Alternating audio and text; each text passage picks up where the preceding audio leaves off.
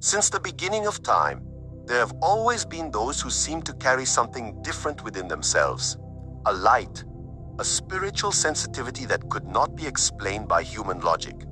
People who even in childhood felt in their souls that they were chosen by God for something greater. But what happens when these people, the very ones who felt the calling the most, drift away from the church? Imagine someone who devoted years to serving, praying, believing, and suddenly their heart grows cold. Prayers seem to go unanswered. The people around them, once sisters and brothers in faith, now feel distant. The voice of God, once clear, becomes a faint whisper. And then, what was once the altar becomes just a memory. Has God turned away? Has the chosen one abandoned their faith? Or is there something much deeper behind this spiritual silence? This is a question many avoid, but it echoes in the hearts of thousands. Why do God's chosen ones leave the church? The departure does not always begin with a shout. Sometimes it begins with a whisper, a small doubt, a judging look, a prayer that seems to hit the ceiling. Many of the chosen do not wake up one day deciding, "I quit the church." The departure happens silently, within, as the heart struggles to understand something that seems senseless. In the beginning, they are the most fervent.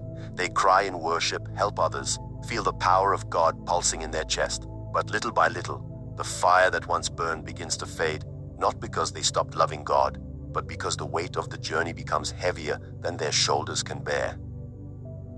The first wound comes from people. How many have faced criticism within the very temple they sought refuge? How many were judged when they needed comfort the most?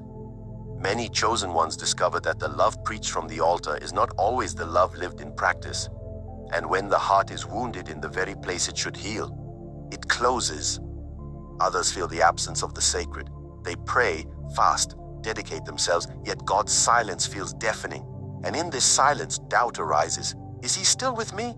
This is the spiritual desert, the place where even the chosen can get lost, not for lack of faith, but because they are being tested.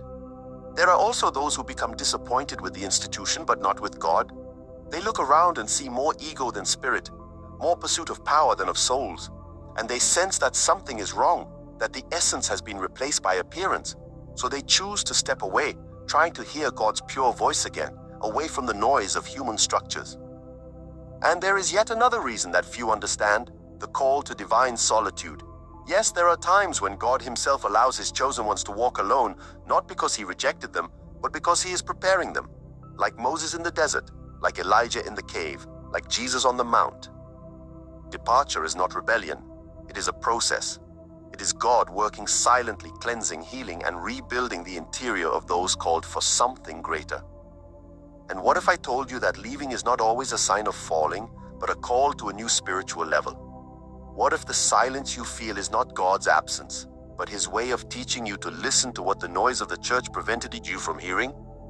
Many chosen ones believe that by stepping away, they are disappointing God. But what if it was God himself who pushed them out, not as punishment, but because there is something that can only be learned away from the crowd? How many times did Jesus retreat to pray alone? How many times were prophets led into the desert before fulfilling their mission? Perhaps what the world calls abandonment, heaven calls a process. God does not reveal himself in comfort. His voice becomes clearer when all that is human falls silent. And sometimes, for the chosen to hear again, he needs to remove them from the place where they learn to depend on men, not the Spirit. Many who have left the church still carry the weight of guilt, but within that guilt is a whisper, a reminder that God is still there. They look to the sky and say, "Lord, I still love you, but I cannot return." And God answers silently, but with love. "I never asked you to return to the building. I asked you to return to me." How many times has what we call church become a shelter of routine and not of presence? How many times do we seek the pastor but forget the shepherd of souls? These questions begin to gnaw at the hearts of the chosen. They feel longing not for the structure but for the purity they once experienced. And in that emptiness, the greatest revelation is born. God is not confined within the walls of a temple. He is where the heart opens, in a simple home, in a dark room, in the car during silent tears, in the solitary walk of a servant who thinks they are lost, but is being guided along a path unseen by others.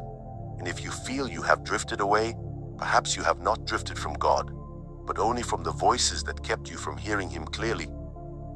For there are moments when God removes the chosen from the crowd to work with them alone. It is a time to break, heal, rebuild, to learn to depend solely on Him. And when this time ends, something extraordinary happens. The one who left in silence returns in power, not as the same believer as before, but as someone with a renewed purpose. The desert reveals the true gold. There comes a moment in every chosen one's journey when the ground disappears. Everything that was certain collapses. People drift away, applause ceases, and even the sparkle in the eyes fades. It is the moment when the soul cries, "God, why me?" But it is also the moment when heaven responds not with words, but with presence. For it is in the deepest silence that God speaks the loudest, and when all seems lost, that is when He begins to rebuild what no one else can touch, the heart. Many think leaving is the end, but for the chosen, the end is only the beginning of something holy.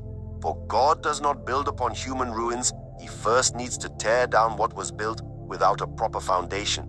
The spiritual climax happens here. When the chosen understands that the departure was not abandonment, the desert was not punishment, and solitude was not forgetfulness, but divine intimacy. The chosen one returns perhaps not to the same church, perhaps not in the same way, but returns changed, more mature, more spiritual, more aware of the true meaning of faith. They no longer seek positions or titles, they seek presence. And when they speak of God, their words carry weight because now they speak with God, not just about Him. If there is one thing we learn today, it is that leaving is not a sign of failure. It can be part of the divine plan, a necessary stage for the chosen to be purified, strengthened, and prepared to fulfill their purpose. What many call abandonment, God calls silent intimacy. What seems like a loss is actually spiritual gain. What seems like a deviation is actually refinement of faith. So, if you feel distant from the church or the religious environment in which you grew up, do not blame yourself. Look inward. Listen to what God has to whisper.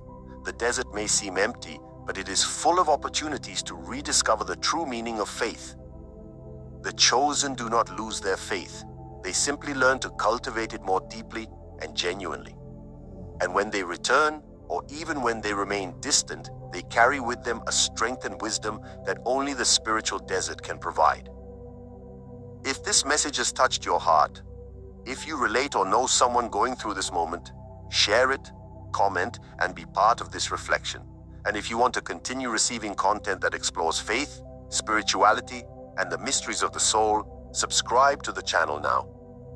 Activate the notification bell to not miss upcoming videos, because together we can better understand God's paths and His plans for each of us.